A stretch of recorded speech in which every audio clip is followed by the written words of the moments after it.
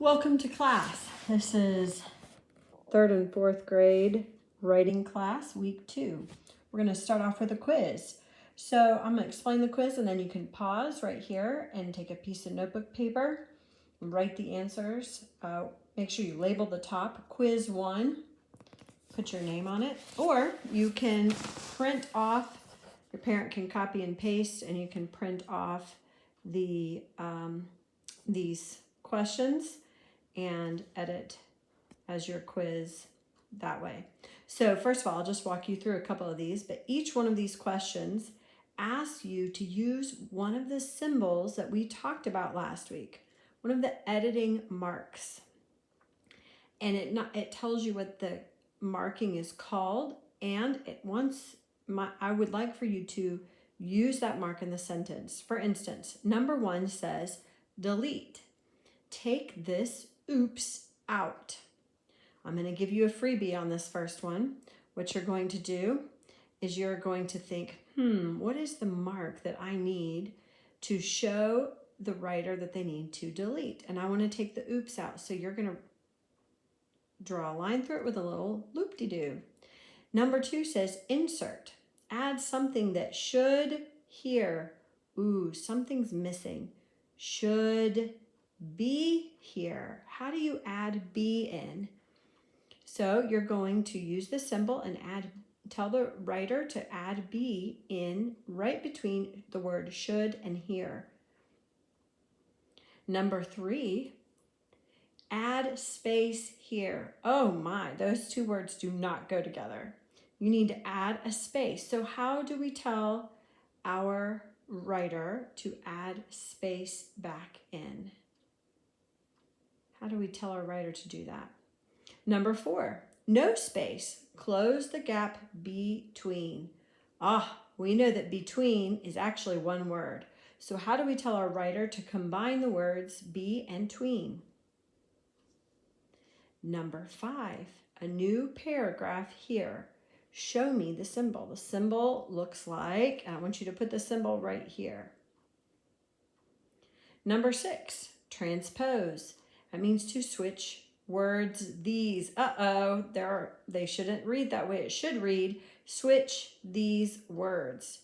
So how do you show that the word words and the word these need to be switched or transposed? Number 7, capitalize. How do you show that this word needs to be capitalized? Number 8, lowercase. How do you show that this word needs to be lowercased? And number 9, there's a spelling error. Write 5 times. Oh my, that is not the right. So how do you mark it and tell the writer to correct it?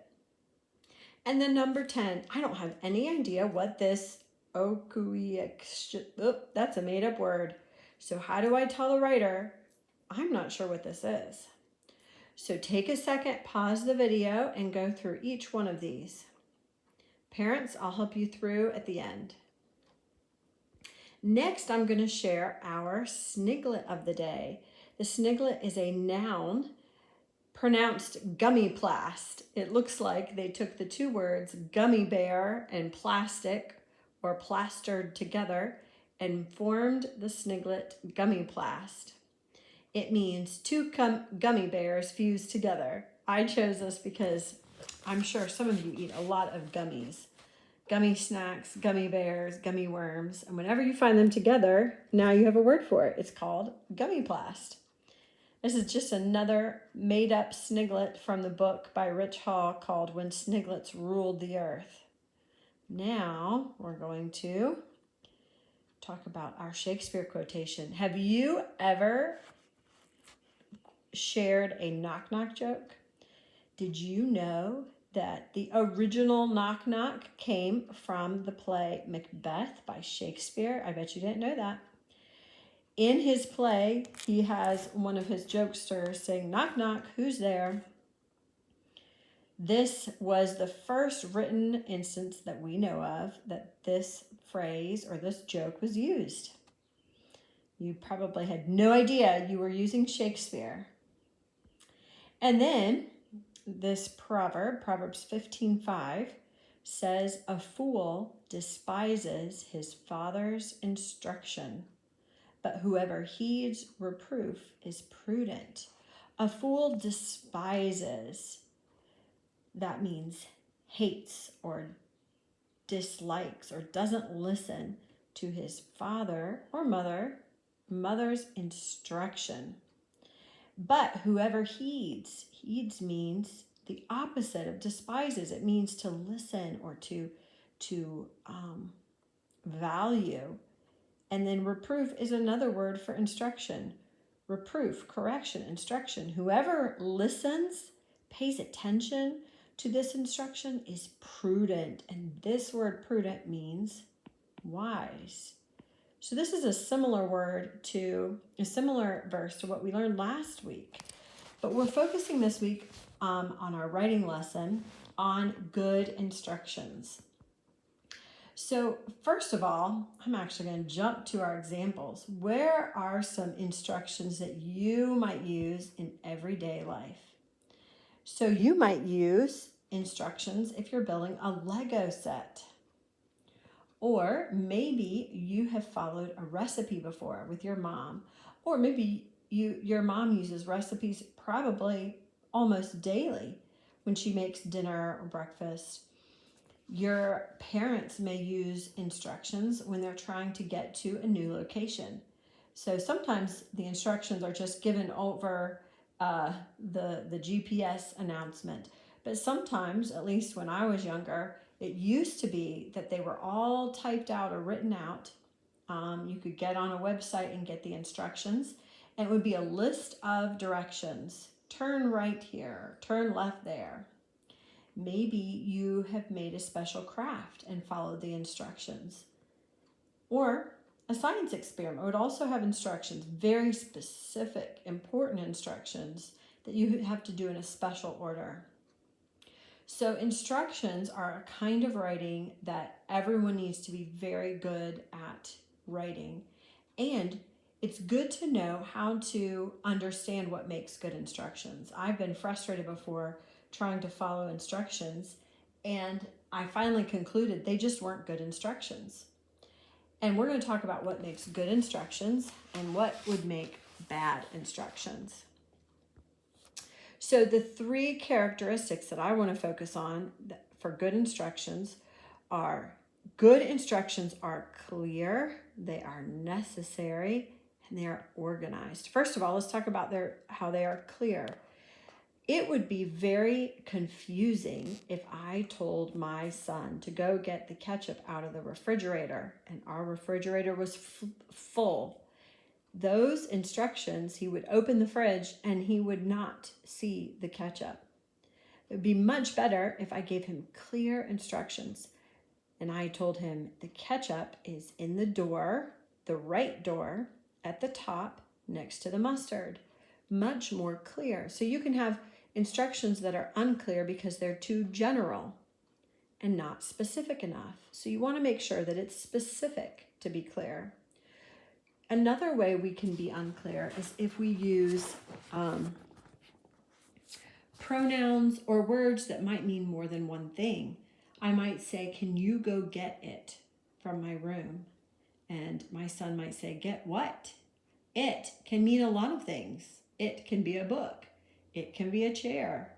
So it's important to use the precise word when you need it. Also, good instructions are necessary. So it is very easy to be giving instructions and to give unnecessary information. Sometimes details are important, but sometimes they are unnecessary. And when you include unnecessary information, it can distract from the important instructions. For instance, if I told my son, the ketchup is in the refrigerator, in the door, on the top shelf, next to the mustard that's almost out, and I probably need to get some more mustard because it's probably out of date too, and we are maybe going to have hot dogs in a couple weeks, so it would be good if we had more mustard. I don't need to give him all that information, and by the time I got to the end, he probably would have forgotten where the ketchup is in the first place. So it's important to only provide the necessary information. Provide, but also to provide exactly what he needs to find it. And then thirdly, good instructions are organized. Again, in the kitchen, I was texting a sister-in-law just the other day a recipe, and I was texting it as I remembered it. And as I got about 3/4 of the way through the recipe, I realized I was telling her to put the roast in the oven, which was at 350 degrees, but I forgot to tell her to turn on the oven earlier in the instructions. So at that point, I just said, put it in an oven and make sure it's 350 degrees. Well, that instruction should not go there.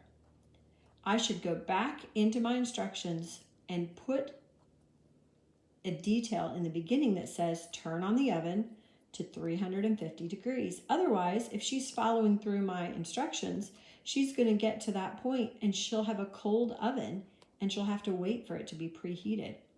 So it's really easy to write down instructions as you think of it, instead of thinking from the reader's perspective. When does the reader need this information?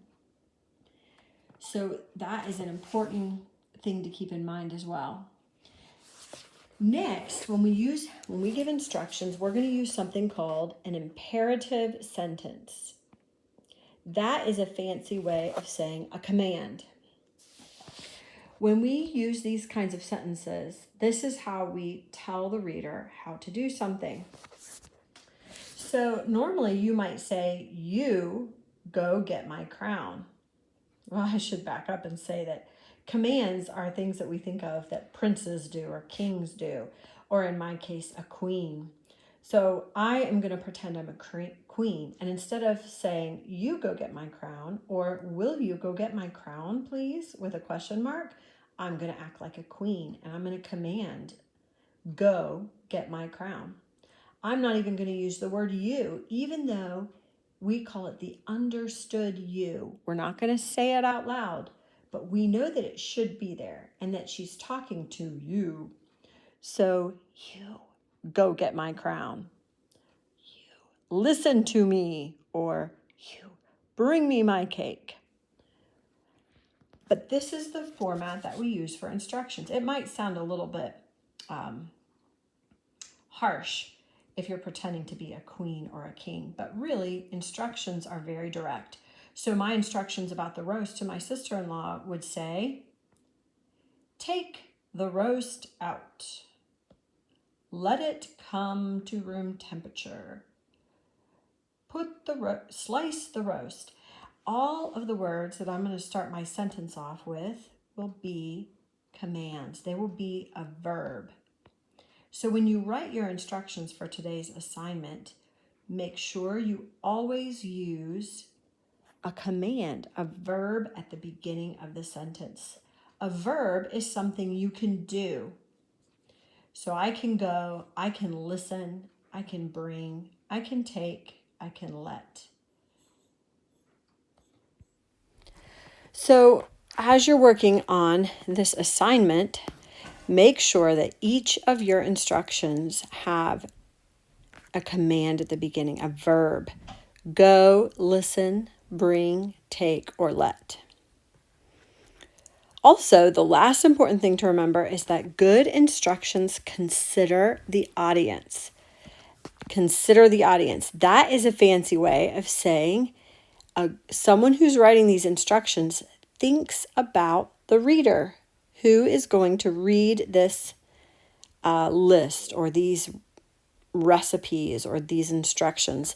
For instance, if I were making a list of instructions for my youngest daughter who's 3, I wouldn't even use words. I'd use pictures because she can't read. I'd think, oh, who is going to read this? If you're writing instructions about how to bake a cake for somebody who has never baked before, you're going to not only give instructions, but you're going to explain what the utensils are, what they're called, what the ingredients are, maybe where to find the ingredients. However, if you're writing a recipe for a really good baker, an experienced baker, you're not going to explain all these things. And you might even use words that the rest of us don't know, but you know and other bakers know, because that is who you're writing the recipe for. So you always consider the audience. So for this next assignment,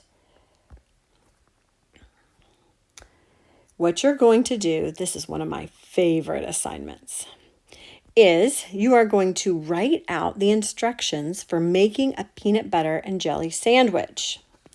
Your audience is going to be a 5-year-old, so someone who maybe isn't super good in the kitchen. They're not old enough to cook yet, but they can make their own sandwich. So you are going to use words. Assume that your 5-year-old can read, but you're going to keep it very clear. Number 1, it needs to have at least 5 sentences, or as long as it takes to finish, so you can have more than 5. You need to use imperative sentences, so no sentences that end in question marks or exclamation marks, and no subjects, no yous or I's. Only use understood you. That's the you that we don't say out loud. So your sentences would just look like this. Make the cake. And you must have a proper heading. Your name, the date, the assignment, which you could call this one PBJ instructions. Must have a title. Your title might say, How to Make a Peanut Butter and Jelly Sandwich. It must be typed unless otherwise noted by your parents or your teacher. And then it must be submitted to your teacher or parent before the next class. If you do all 8 of these things, you will have completed your assignment correctly and you will get 100%. And then your second assignment is to find a set of instructions. Could be a Lego set, a craft project, a recipe, and do it entirely on your own without your parents' help. And it's okay if you run into some instructions that are bad instructions. It's okay to ask a question or to find a new project. That's fine. Let's see here. Parents. My cursor. There we go. Parents. Okay, students, you can check out now if you want and go start on your assignment. This is for the parents. Parents, if your student completed the previous week's assignment on time and completely, in other words, they gave you a clean copy with each of the errors corrected, your student gets a 9 out of 9. If they missed an error, it's an 8 out of 9, 7 out of 9, etc. You're welcome to help them through, especially these first couple assignments at your own discretion. And then for the quiz today, of course, that he or she will receive the correct number out of 10. I'm about to show you how to, what answers to expect. If your student completes the PBJ assignment, meeting each of the requirements listed, he or she will receive an 8 out of 8. And you just deduct for each missed requirement if it's late, if it doesn't have a title, etc. And then a 10 out of 10 for the second project. Feel free to discuss the kinds of instructions if they're clear or unclear. Just to give an example, we were doing origami one day together and we just could not get it. And we finally concluded that the instructions were very poorly written. They skipped some steps. They assumed certain things. So it was just not good instructions. So we bailed on the project and found something else. Also, parent, edit your child's peanut butter and jelly instructions, but save for next week's assignment. Next week, they will have to go back and edit that assignment. So you can go ahead and get it ready for next week. And then next week, as I said, your student will be required to edit this paragraph. Now, I'm going to show you the quiz that we started off with and the corrections. All right, so we already did number 1. Insert would look like this, should be here. Space here would be a line with a caret. No space closed between. The paragraph symbol would go here. These words, capitalize, lowercase, a spelling error. That one might be tricky for this age group. Right 5 times, and I would write SP. It doesn't have to be exactly like this. You know, it could just say SP, but it needs to be marked. And then I don't have any idea what this is. I would circle that and put a question mark.